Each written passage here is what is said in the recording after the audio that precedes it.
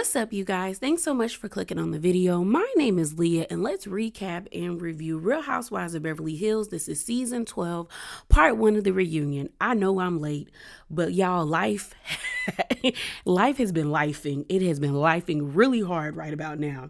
But I definitely don't want to get too far behind in videos because I know I'm filming this on Sunday. I know I have Potomac coming up as well as Married to Medicine. So, yeah. So, in this video, I'm probably only going to touch upon three important topics, which would be Garcelle versus Diana, Crystal versus the group, and then Dorit's robbery situation. So, let's get into it. Okay, y'all, so let's get into the reunion. So we had a portion where Jamie Lee Curtis popped up and gave the lady fake pumpkins with their faces carved in them. And I know they were fake, so don't try to debate me. But I looked at the roots of the pumpkins and I was like, those are fake. They probably can reuse them, which I would prefer that. Like, don't give me no real pumpkin. You know the thing gonna rot in a couple of days. I want something I can keep it all the time. And the only reason she gave that to them is because it was like a thank you gift because Jamie Lee Curtis was saying that because of her appearance on Real Housewives of Beverly Hills, her charity had like record-breaking donations for like the first time since she had the charity, and she just really wanted to thank the ladies. As well as we know it was a promotion for Halloween, the new Halloween movie. I think it's called Halloween Ends, but that's on Peacock right now. And if you don't know, Peacock and Bravo are now buddy. All of Bravo's content is now on Peacock. So that's why they did what they did. You know what I mean? So I was like, oh, okay, I get it. It was a cute moment. Jamie Lee Curtis even said that they named the wind chimes that Dorit was calling chic all the time, called the Dorit Chic chimes. And she also renamed the charity Chic as a way to, like, brand it, which I thought was cool. It was a cute moment. So let's move on to, because there was honestly three things that stood out to me this whole entire reunion was Garcelle versus Diana, Crystal versus the group, and then Dorit's situation with her robbery. So I guess we'll start off with Dorit's situation with her robbery. So I thought it was very tacky and really mean for them to re-show the footage of Dorit breaking down as well as the clips of the robbery, because y'all know I had questions. I low-key damn near didn't believe Dorit. But after watching her break down and when they were rolling the clips back and she was like deep breathing and like trying to fight back tears, I was like, yeah, this happened to this lady. I mean, I'm never not going to tell people that they don't have the right to question things because I think that's smart. Like, sometimes you can't believe what you see in front of your face. You sometimes can't believe things at face value. You have to dig deeper. But I think in this moment, I really was like, nah, this is something serious. I don't think Dorit is a good actor because in this moment, like, she was really fighting back tears and she looked uneasy. And I think it's very hard to fake uneasiness and uncomfortableness, like real uneasiness and real uncomfortableness, because I know there's actors who can do it very well. But I was just like, wow. And I just think they shouldn't have showed it if you know the lady's been diagnosed or clinically diagnosed with PTSD. Like, you're re-traumatizing her. And it was just like, they really didn't have to show that. They could have just showed her talking about it. And the scene that got me the most is when it was the day after the robbery and she was sitting on Kyle's porch in front of the house and PK left his phone in the house and she was like, get the phone. And she was breaking down. Even though there was a part of me that was like, maybe this might not be real, in that moment, my heart really went out to her because I was like, oh, she is in distress, like real distress. I will say I was annoyed with her bringing it up all throughout the season. But to be honest, like, I could be annoyed, but it's not like, what am I trying to say? Yes, I was annoyed, but I really can't fault the lady for the way that she was dealing with it because I've never had that happen to me. And I would think if it did happen to me, I would probably feel the same way. Y'all know if you've been on my channel, I talk all the time about how your home is supposed to be your sanctuary. And even if you have like roommates or you're a kid or you live with your parents and you're an adult, your room is your sanctuary. And when somebody invades that, that sucks because that's supposed to be that one place in the world where you can feel safe.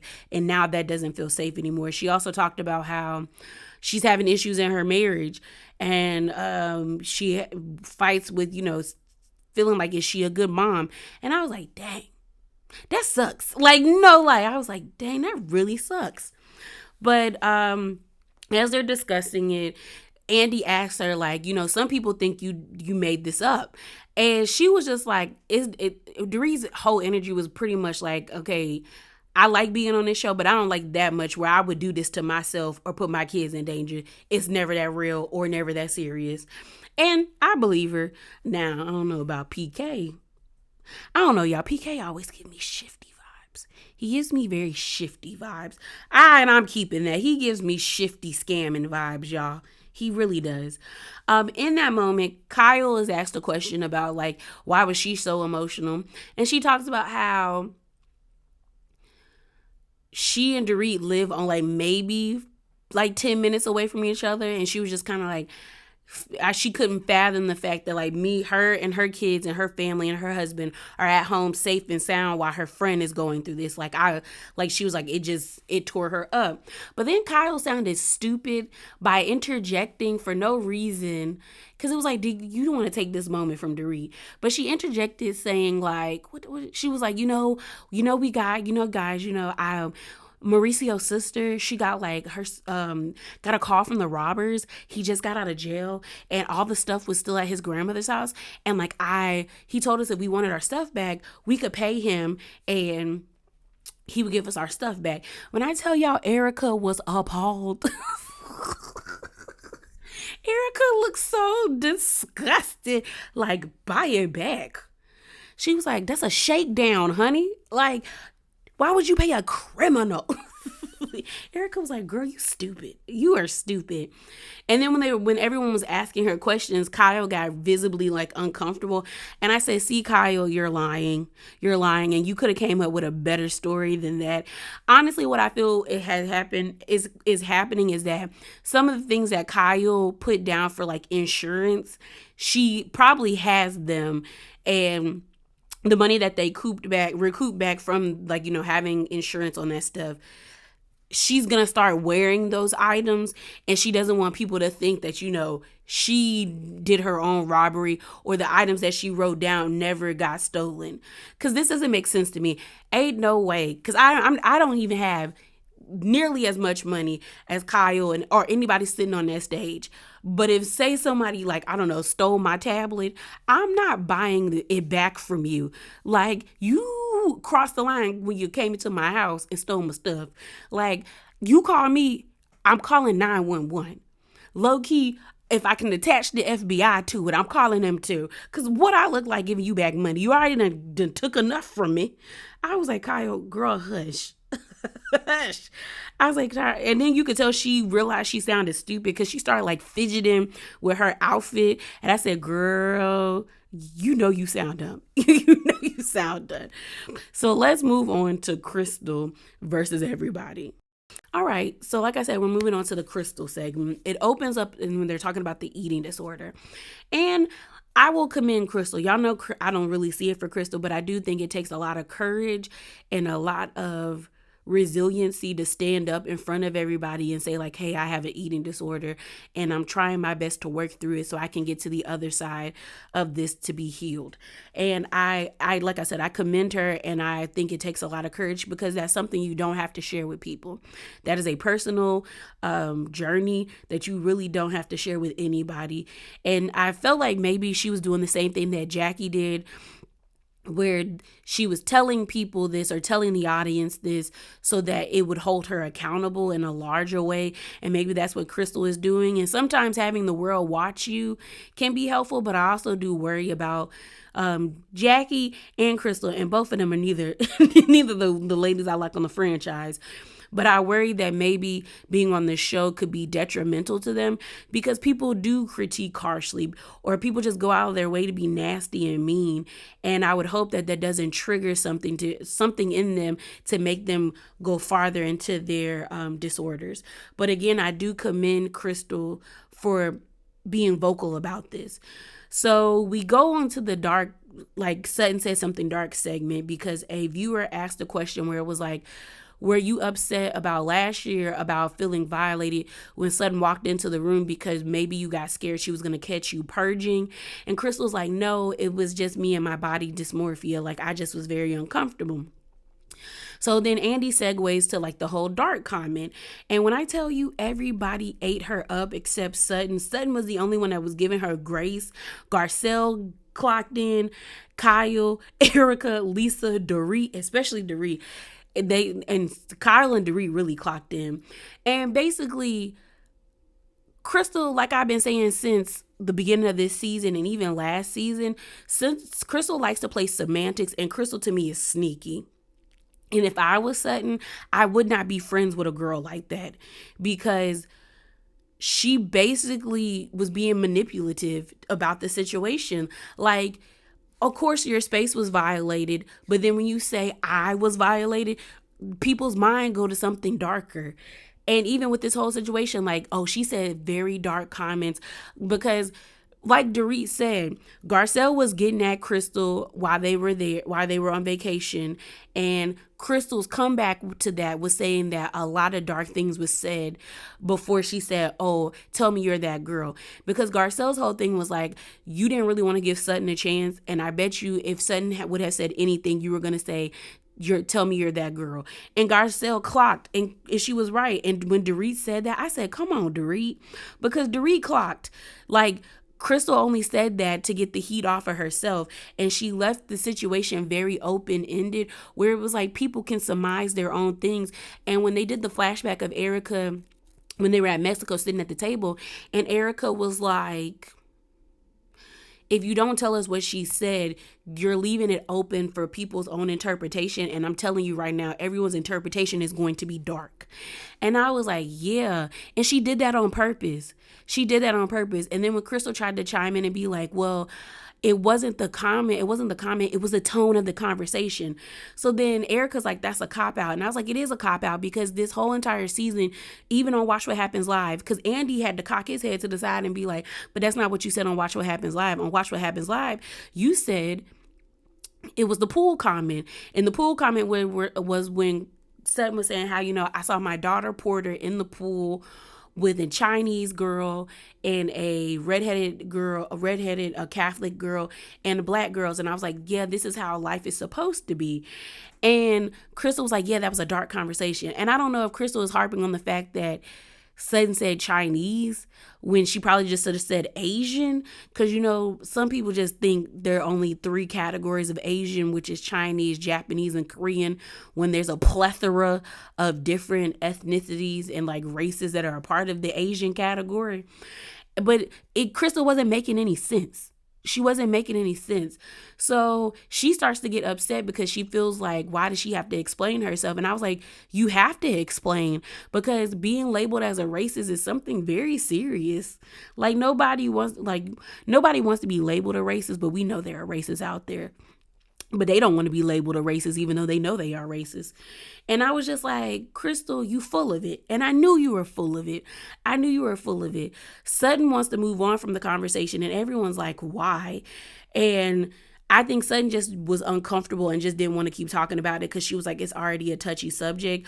But I was glad when Garcelle said, me as a black woman, why would you not tell me what she said?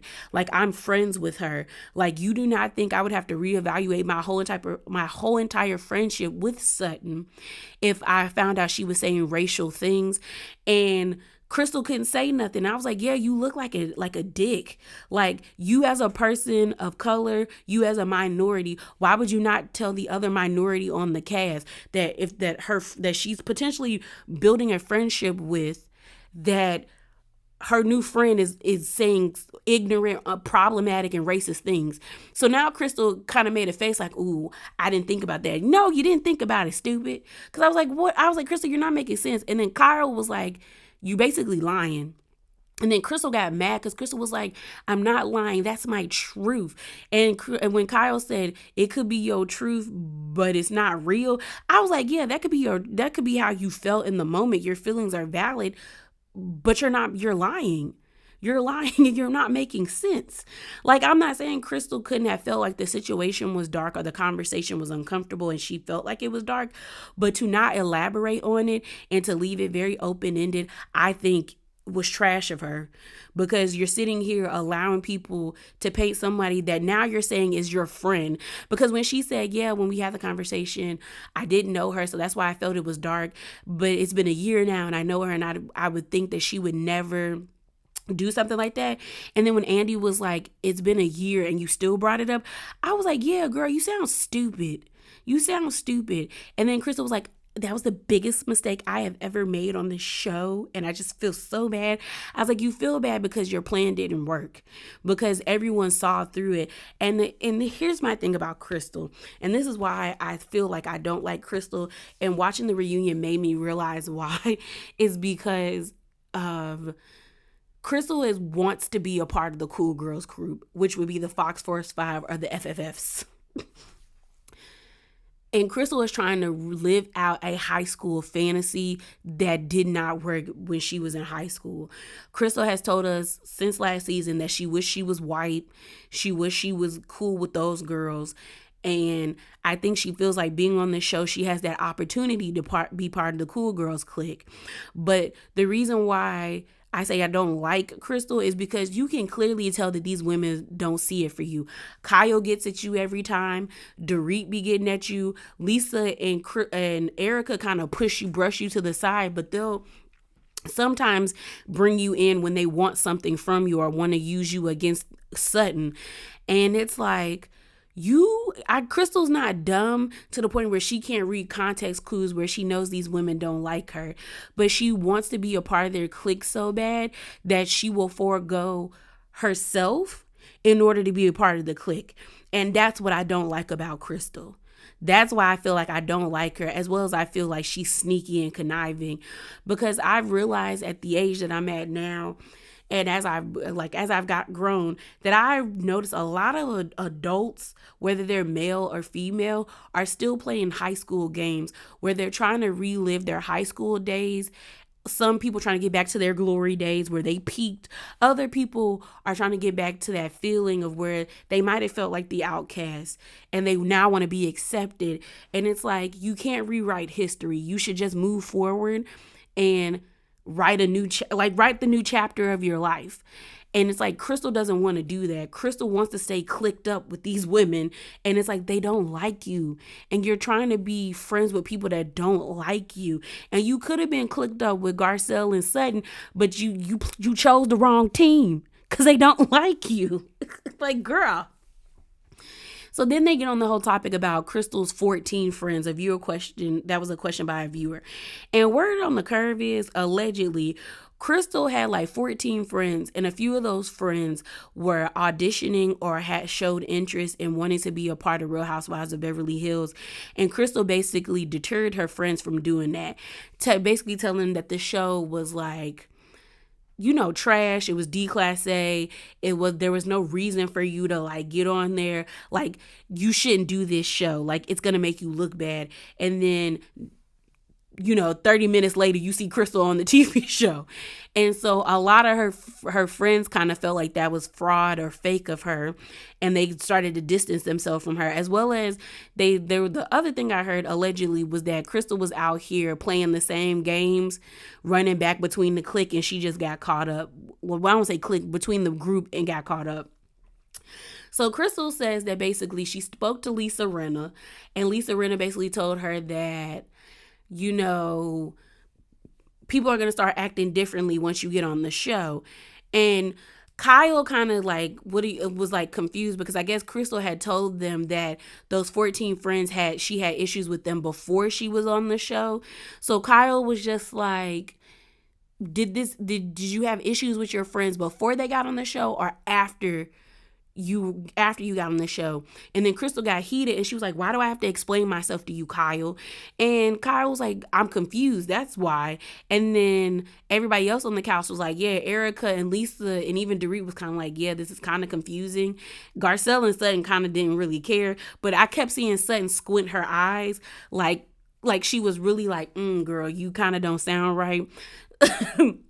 But basically, Crystal had to backtrack again because she did say initially that her friends were acting funny before she got on the show or before she got around the ladies. Now she's saying they're acting funny after she got on the show. All I'm saying is you can't trust the things that come out of Crystal's mouth. You got to take everything she does with a grain of salt because more than likely there is slight truth to it, but not all the way. I know when people being sneaky, and she was being sneaky. So let's move on to the situation between Diana, Garcelle, and how, social media was weaponized this season. All right, y'all. So on to what I feel like everybody wants to talk about is Miss Garcelle getting at the ladies. So basically, we open up the actual episode and they actually talk about social media being weaponized. And the reason why I say use the word weaponized is because if you don't know, BravoCon is going on right now. And this year looks actually like a lot of fun. I've seen the Brooke Ashley's pictures. I've seen Kim Pyre's pictures. I've also seen like other people that I'm mutuals with on Twitter who have went, and they just look like everyone looks like they're having a good time. All the Bravo celebrities look like they're really enjoying themselves, and the fans who watch the show are like, they all look like they're having a great time. I couldn't pay them prices, but it just looks awesome. And I'm saying that social media was weaponized because I did see a clip of someone interviewing Garcelle, and Garcelle actually talked about how she felt like social media was weaponized against everybody, but more specifically her family, and how it takes the fun away from the show, and it does. And social media definitely was weaponized this season. Andy even made a statement saying like, you don't really even have to like the ladies on the show, but you do need to respect them and not go that way. Like, and that's how you know it's gone too far is when Andy actually has to say something and be like, hey, y'all, chill out. This is a show for entertainment. Take a moment and breathe. Touch some grass. So they bring up about the attacks. Garcelle says she felt like it was somebody on the cast, which I understand that because it was too calculated, because it happened after Garcelle really got at the ladies on the episode, or like got checked a few of the ladies, and then all of a sudden this happens where her son is being attacked. And the main statement that really rubbed Garcelle and her son the wrong way, and I reported on this, was from a account or a bot. It was actually a bot account that said you'd have your neck kneeled on if it weren't for your white daddy. Tell your mom to leave Diana alone or you'll deal with us. And it was sad because it was Jax's first day of high school, and he was dealing with that. Garcelle even not alluded, but told us that he was with his dad when all of this was happening. So it was just like a lot of things was happening. People sent her Playboy photo shoot to him, and I'm like, girl, they basically, if they wanted to, whoever sent those, they could get them arrested for child, not technically it wouldn't be child, but it could be because you're sending it to a minor.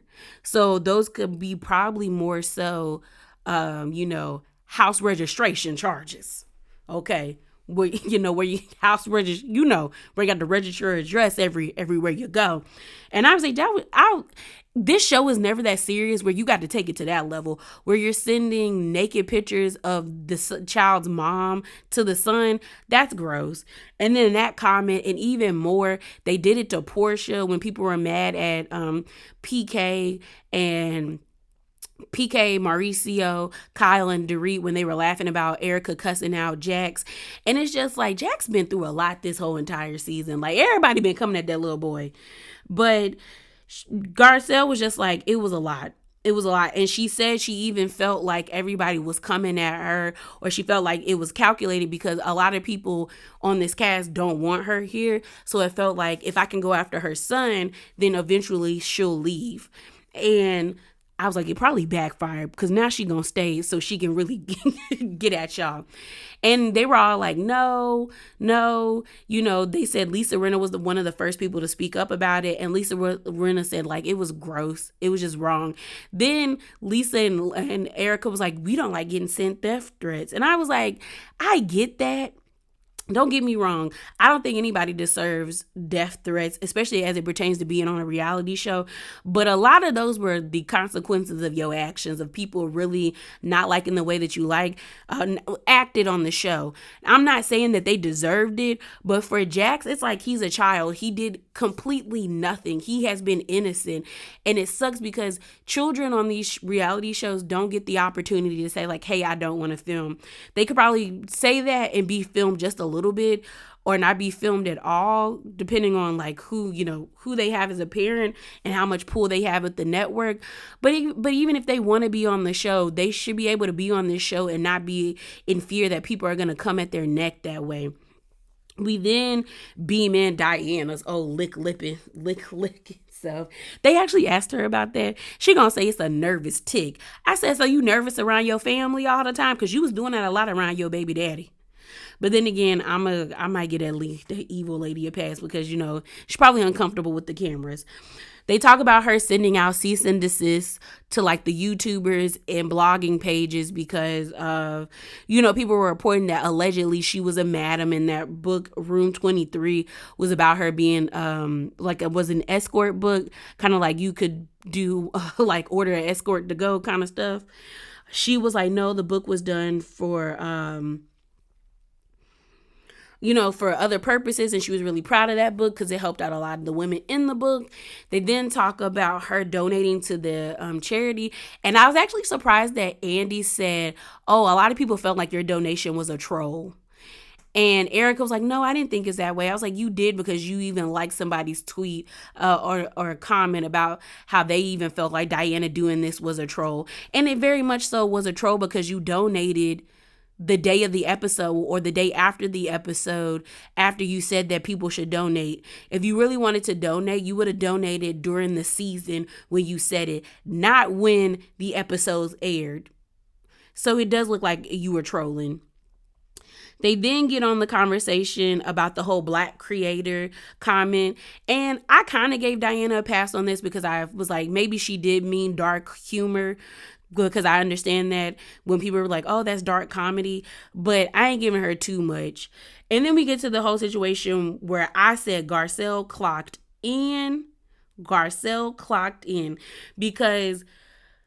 Diana and Garcelle start arguing. Diana said she felt some type of way about her name being in the post that Jax posted, where the comment that I read about the someone kneeling on Jax's neck, and then he posted too far at this point, and Diana's name was in it. So Diana felt like Garcelle was labeling her a racist, and she wanted her son to take down the post or take out whatever, like the comment. And Garcelle was like, Diana threatened me. So Diana sent this text, and it says, believe me when I say if anything happens to my children, you will be held legally responsible, and no Bravo contract will stop me. I guess by making Sheree take down my birthday post, you wanted to solidify me as a racist and actually ruin my life. And Garcelle was like, so my son was supposed to take this down to protect you? To protect you? And the way she cocked at Kyle when Kyle was trying to explain what Diana meant. And I said, Kyle, if you don't shut it all the way up, shut up. And it was the way she turned around in that chair.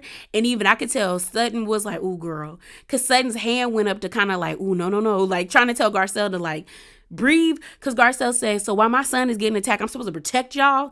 And you got Erica saying, I don't need your protection, girl. And I was like, Erica, hush. And Kai was like, no, that's not what I meant. And then Diana's like, pencil it out. And Garcelle was like, my son was being attacked. He wasn't worried about your safety. And I said, honestly, Garcelle, you should have told that lady, F your family when it comes to mine. I'm always going to protect mine. I don't care about your family. So then Diana was like, I got people investigating too, because Garcelle let us know in the beginning of the episode that she has people, has this situation being investigated as well. So then when she brought up the whole text message of Diana threatening her, Diana was like, well, did I threaten you like physically or with legal action? And Garcelle said a threat is a threat. I'm not playing semantics with you. And then Diana was like, my family was murdered. And I'm looking at her like, what does that have to do with this conversation? Now, I understand. It's different for Diana because her brother did get killed. So a threat on her life might mean something like, might be a lot more deeper to her. But it's also deep to us when, as Black people, we're accosted for just being Black. So you acting like he couldn't have harm done to him is mad wild that she didn't think that Garcelle would be a mama bear just like her. So I was like, Diana, cut it. So then Garcelle just got mad, frustrated with the conversation after Diana brung up the whole murder situation. And she was just like, girl, don't do that, because you know what I mean. And Diana knows what people mean. She just starts to act like she don't get what's going on. Because it's like, you've been in America and even in England for years. You're not going to tell me you don't understand the English language. Don't play with us. You understand Elton John. So I know you understand us. So Garcelle kind of was like, I don't want to talk to her no more. I don't want to talk to her no more. I don't want to talk to her no more. And then they get to, Andy was like, well, if she was here, what would you say to her? And Garcelle was like, I would tell her to leave me alone. And why is she so obsessed with me? Because the truth of the matter is, Diana is obsessed with Garcelle. And y'all know, if you watch the drama videos, Diana had a hard on for Garcelle. Every chance she could get, she had something to say about Garcelle. And like Garcelle said, I don't attack any of y'all online. But Diana constantly mentions Garcelle every chance she can get. And it's like annoying. So then they ask Diana, and Diana's like, it's because you're gorgeous. And I said, right there, if that was Leah, the way I would have cussed that lady out, because I'd have been like, don't play with me. Don't play in my face, and don't try to be condescending. You know what I mean. And if you really want to keep playing these games and you want to play on the internet, I can play on the internet too. And you're not going to like how I play. Because I'm going to hurt your feelings. Because I'm going to get real deep and nasty with you. Because I was just like, bro. Because I've had an argument with someone and they be like, sweetheart. And I'd be like, call me sweetheart again. And I'm going to knock you in your throat. I'm a cha-cha in the throat. But that's how the episode ended. Where Garcelle was just like, I'm over this. And I'm tired. I'm over this and tired. And I ain't blame her. But yeah, y'all, that is it. That is all. Remember to be bravely authentic and hop down in them comments below. Deuces.